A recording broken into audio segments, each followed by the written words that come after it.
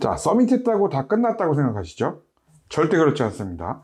서밋 후에도 여러분의 실수들이 어떤 부족분이 있다라고 학교로부터 연락이 올 수 있으니까 반드시 이메일 체크하는 거, 그리고 포털 사이트 가입하는 거, 그리고 또 그런 문제가 생겼을 때 카운sel러랑 대응하는 것 절대 잊지 마시고 꼭 시행해 보시기 바랍니다.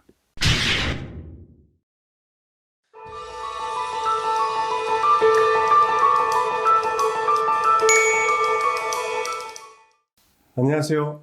안녕하십니까. 날씨가 많이 추워졌습니다, 원장님. 네. 또 이제 계절이 돌아왔습니다. 또 저는 요맘때가 되면 항상 이제 좀 약간의 감기 기운과 그리고 또 약간의 좀 이제 치통 뭐 이런 것들이 좀 오긴 하는데요. 계절이 이렇다 보니까 좀 으스스한 것도 있고 또 마음도 뒤숭숭한데 건강 유의하시고요.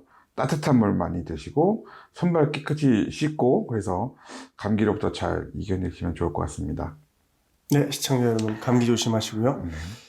네, 이번 원리는 10월 30일이 되기 전에 끝내셨다고요, 원장님. 네, 올해는 아이들이 협조가 아주 좋았던 것 같습니다. 그리고 저희가 또 들어가기 전에도 이런 거에 대한 좀 주의사항을 좀 많이 얘기했었고 또 선생님들하고 다 같이 하다 보니까 좀 저희가 생각보다 또 학교들마다 데드라인 좀 일찍 끝나는 경우도 있었기 때문에 얼리를 좀 더 수월하게 좀 마무리한 한 해가 아니었나 이렇게 생각이 듭니다. 근데 뭐 이게 끝났다고 이제 몇몇 학생들은 이제 그런 마음도 있는 것 같아요. 결과 나올 때까지 기다려 보겠다라고 하는 학생들도 있는데 저희는 바로 지금 레귤러 작업하고 또 UC나 아니면 UIUC 대학 같은 이제 스테이트 대학들의 대학 원서를 이제 바로 진행을 시작을 했고요. 예, 뭐 좀이라도 좀 틈이 좀 있을까 싶었는데 그런 틈도 없이 바로 다음 작업들에 들어간 상황입니다. 그래도 이게 뭐 잘 넣는 것도 중요하지만 뭐 매년 그렇습니다. 아이들의 결과가 그렇게 노력한 만큼의 좋은 결과가 좀 나왔으면 좋겠다라는 게 이제 또 이제 학원 또 이제 관리자의 마음인 것 같습니다. 뭐 팀장님도 아실 거예요. 이거 하시다 보면 항상 그 결과가 나올 때쯤 되면 같은 날인데 뭐 오전에는 그 떨어진 아이들 때문에 좀 이렇게 좀 슬펐다가 그쵸. 또 오후에는 또 붙은 아이들 때문에 또 너무 기뻤다가 그래서 참 이게 아이들하고 이제 어떻게 보면 인생에 개입돼서 이게 진행하는 일이다 보니까 참 마음이 쉽지가 않아요. 그래서 이거를 좀 일이라고 생각하기는 않고 좀 이렇게 학생들에 대한 마음, 애정에서 시작되는 일인데 이것도 다른 얘기긴 하지만 또 이걸 갖다 또 몇천만 원씩 받고 또 사업을 하는 사람들 보면 참 대단한 것 같아요. 근데 하여튼 올해 같은 경우는 저희가 아이들이 좀 더 잘 따라와줘서, 그리고 또 생각보다 아이들이 또 글을 좀 잘 써내줘서 좀 생각보다 잘 마무리된 것 같습니다. 그래서 결과까지도 이렇게 좀 스무스하게 좀 잘 갔으면 하는 바람입니다. 자, 좋은 결과 나오길 희망합니다. 자, 본론으로 들어가서 오늘의 주제는 대학 지원서 제출 후 체크 포인트입니다. 네네네. 어떤 얘기를 해주시려고 그러시는지요? 자, 지금 일단은 원서를 집어넣기 전하고 후하고 이제 내용이 좀 다르긴 한데요.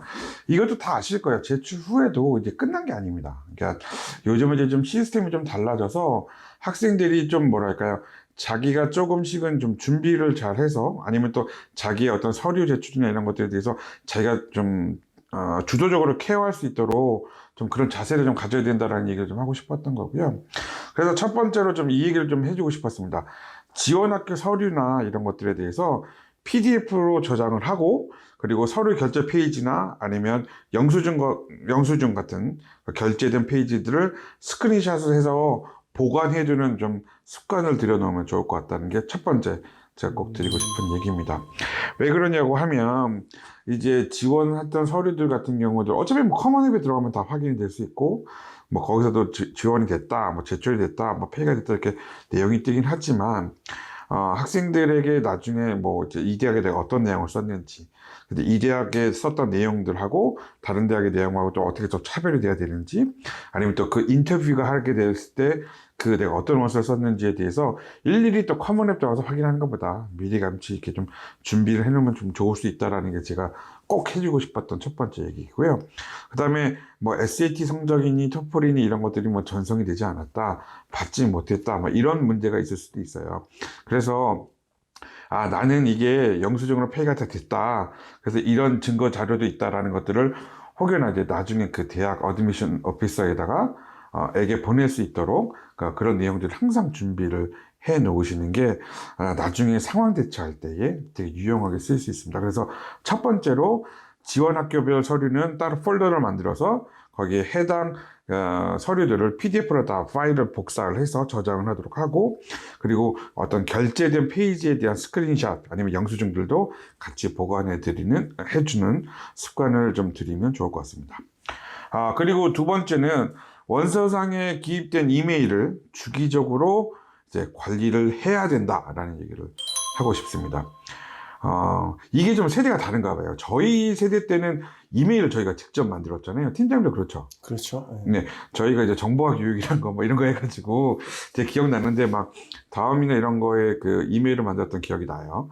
근데 얘네들은 알고 보니까 엄마들이 다 만들어주는 거예요. 그리고 학교에서 만들어주다 보니까 관리라는 거, 그리고 이메일로 뭐 내용을 주고받는다는 게 그냥 안 읽고 필요 없는 건 안 읽고 그냥 쌓아두는 약간 그런 성향의 아이들이 되게 많은 것 같아요. 그래서 그런지 너무 당연하다고 생각할 수 있는 얘기지만 꼭 반복해서 꼭 아이들이 이렇게 좀 습관화 들일 수 있도록 얘기를 해야 될 필요가 있는 것 같아요. 지금 아이들 한번 이메일 한번 열어보세요. 어머님들 보실 수 있으면 아마 1000개 이상의 아마 안 읽은 메일들이 있는 아이들 꽤 될 겁니다. 그 얘기는 뭐냐면 학교에서 오는 내용들에 대해서 아이들이 체크를 못하고 그냥 건너뛸 수 있다는 거예요.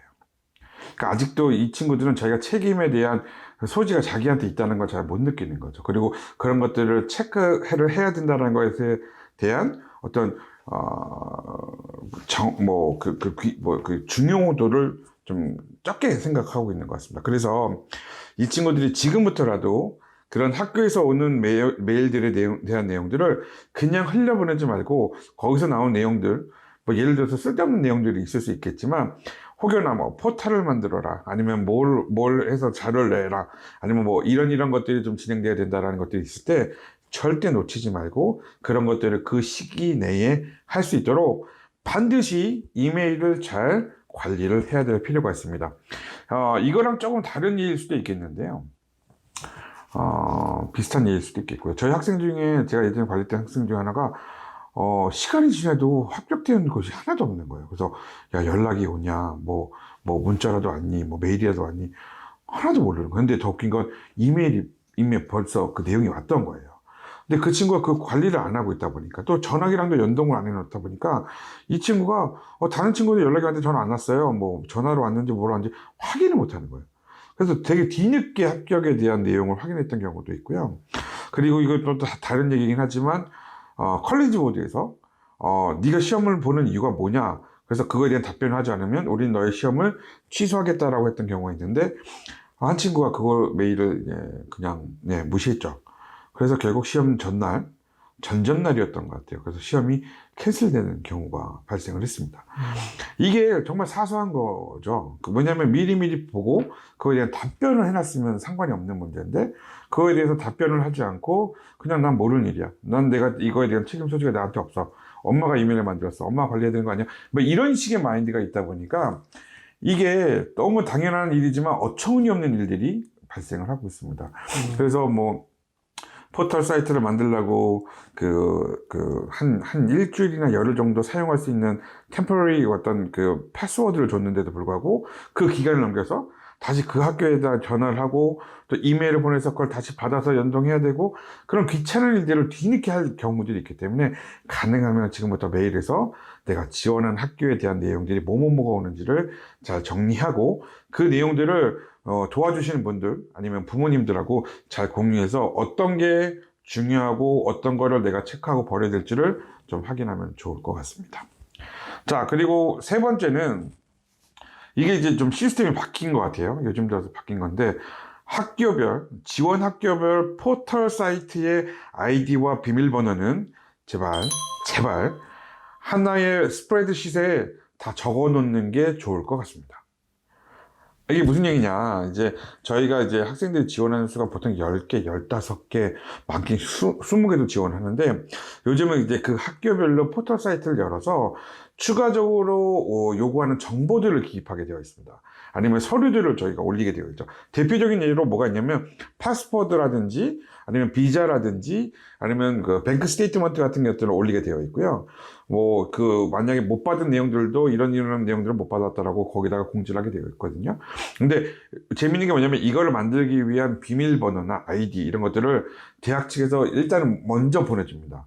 그렇기 때문에 이걸 아까 전에 얘기했던 이메일하고 이렇게 관리해서 늦춰져 버리면 이런 정보들부터 늦어지고 뭐 기입한 것도 늦어지고 제출 서류의 기간도 늦어지고 그래서 불이익을 당할 수밖에 없는 상황이 될 것 같아요. 그래서 반드시 이런 이메일들은 꼭 아니면 그런 포털들에 대해서는 아이디랑 비밀번호를 적어 놓는데 애들이 헷갈릴 수밖에 없어요.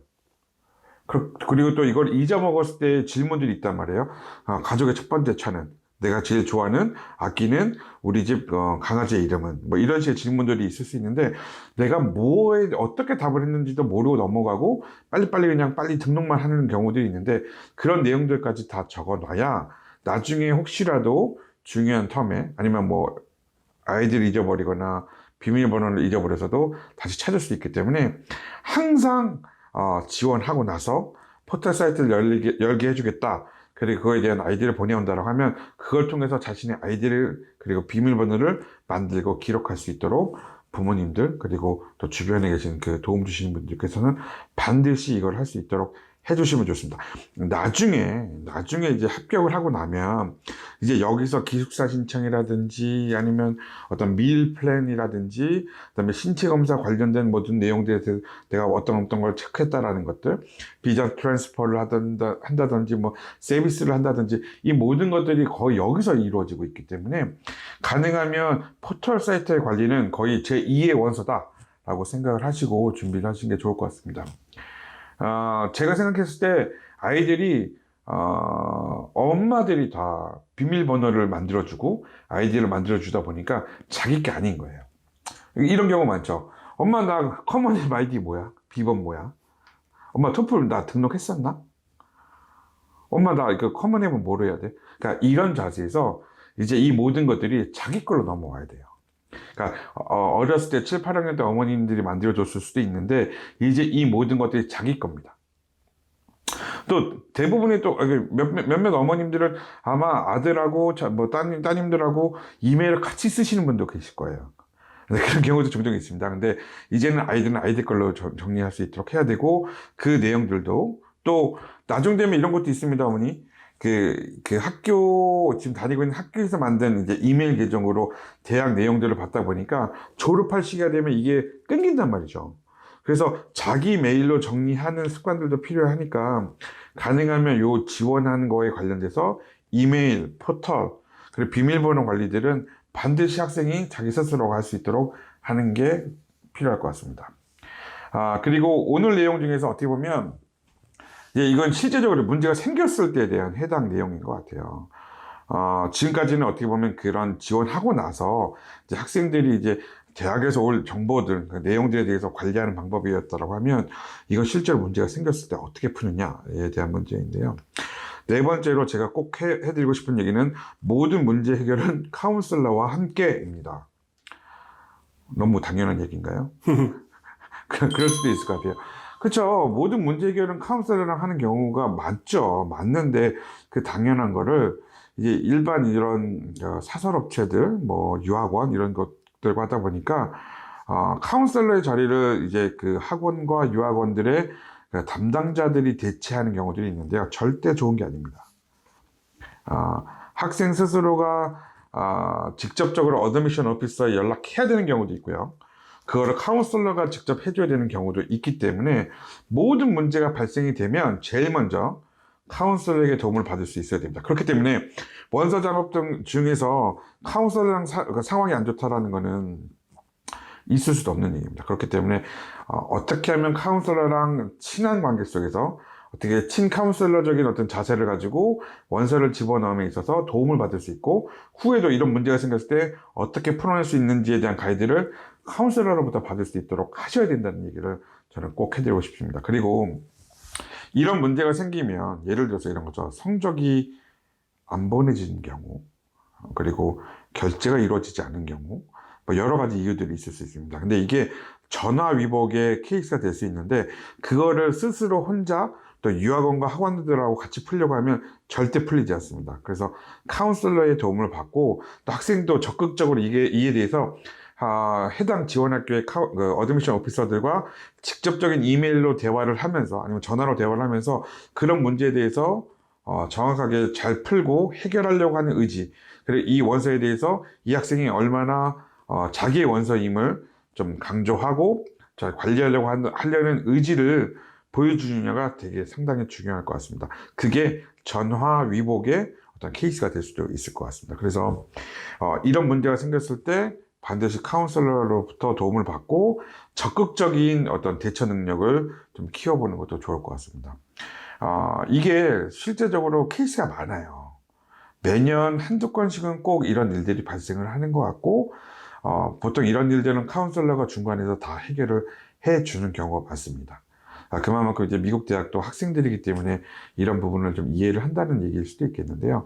근데 이거를 잘 풀 때 카운슬러가 얼마만큼 잘 협조를 해주냐에 따라서 문제가 쉽게 풀리기도 합니다. 왜냐면 나중에 웨이팅 푸는 것도, 그리고 또 그렇죠, 이런 부분들도 카운슬러랑 통해서 해야 되기 때문에 문제는, 모든 학교에서 일어나는 문제는 우리 누나가 그 학교를 나왔으니까, 내가 아시는 교수님이 그쪽에 계시니까, 그런 식으로 푸는 게 아니에요.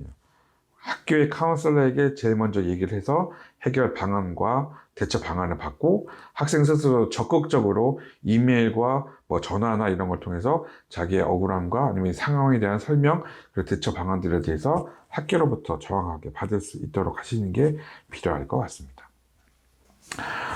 이렇게 네 가지를 저희가 이제 그 원서 후에, 그 서밋 후에 꼭 강조하고 싶은 내용이었는데, 팀장님도 보통 이 일을 하시다 보면 제일 많이 아이들한테 이런 얘기를 좀 해주실 것 같아요. 그렇죠?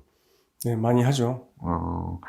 그렇습니다. 이게 상당히 기본적인 얘기일 수도 있는데, 기본적인 게 기본적이 아닌 상황이다 보니까, 좀 다시 한번 이렇게 영상을 통해서 한번, 얘기를 하게 된 것 같습니다. 그래서, 너무나 뻔한 얘기일 수도 있겠지만, 끝까지 좀 한번 들어보시고, 주변 분들에게도 또 이 얘기를 해주시면 좋을 것 같아요. 하나만 더 얘기할게요. 이게 10월 30, 이 방송될 때가 31일일 것 같아요.